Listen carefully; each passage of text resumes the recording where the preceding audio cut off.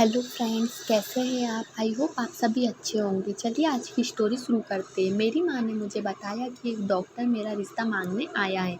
मैंने विचार सोचे समझे मना कर दिया। मैंने माँ से कहा, डॉक्टर किसी लड़की से शादी का रिश्ता नहीं लाते जो अभी सिर्फ 12वीं पास हो।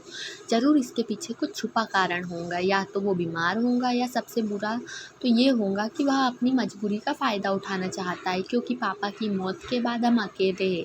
मेरा कोई भाई भी नहीं। माँ इतनी भोली मत बनो, दुनिया में बुरे लोग बहुत है।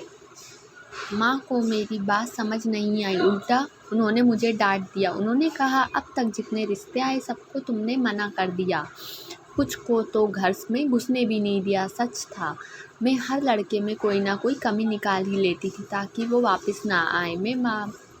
मैं माँ को बार बार समझाती, अब तुम्हारी उम्र 30 हो गई है, ऐसा ही करती रही तो कोई भी नहीं आएगा। लेकिन इस बार माँ ने ठान लिया था कि डॉक्टर को मना नहीं करेंगी।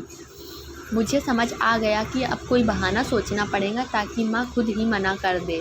मैंने इंटरनेट पर सर्च किया, रिश्ते से कैसे छुटकारा पाए। पहले दिन ही डॉक्टर को मैंने खिड़की से देखा, सादगी से भरे कपड़े, चेहरे पर प्यारी सी मुस्कान, लेकिन मेरा दिल अब भी उसे मना करने के लिए तैयार था। माँ ने मुझे बुलाया, वो तुमसे मिलना चाहता है। मैं जैसे ही मेहमानों के कमरे में गई, वो अकेला बैठा था। मुझे देखकर मुस्कुराया और मेरे नाम से पुकारा। मैं हैरान रह गई।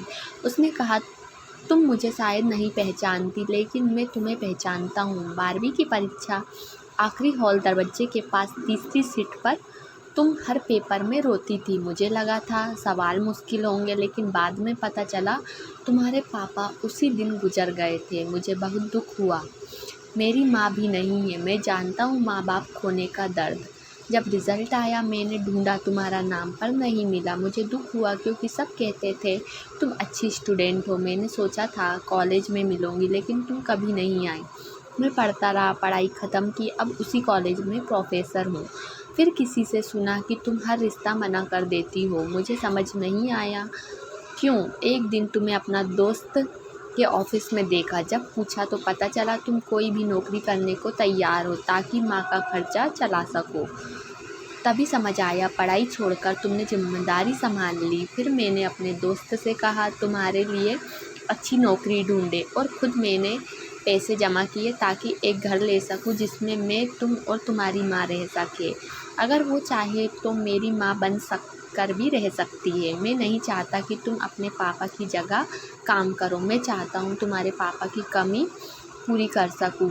मेरा भी कोई नहीं है। अगर तुम साथ दोगी तो मैं भी अनाथ नहीं रहूँगा। क्या तुम तैयार हो। मेरी आंखों से आंसू बहने लगे। पापा के जाने के बाद मैंने कभी किसी के सामने रोने की इजाज़त खुद को नहीं दी थी। मैंने सीखा था कमज़ोर मत बनो, दुनिया नहीं छोड़ेंगी। लेकिन उसकी बातें सुनकर ऐसा लगा जैसे पापा वापस आ गए हो। वो मुझे थाम रहे हो, गिरने नहीं दे रहे। आज पहली बार लगा कि मैं भी किसी के सामने बच्ची बनकर रो सकती हूँ, बिना डरे, बिना शर्मिंदा हुए। मैंने मुस्कुरा कर पूछा, और तुम्हारी क्या शर्तें हैं। उसने जवाब दिया, मेरी एक ही शर्त है, मैं तुम्हें बहुत अच्छी तरह जानता हूँ, तुम्हारी खुशी, तुम्हारा दर्द, तुम्हारा सब कुछ। मैं इंतज़ार करता चुका हूँ कि अब तुम्हें किसी भी हाल में कबूल करूँगा। तो फ्रेंड्स, ये तो थी हमारी आज की स्टोरी। अगर आपको अच्छी लगी तो प्लीज़ चैनल को लाइक, सब्सक्राइब और शेयर ज़रूर कीजिएगा। Thank you.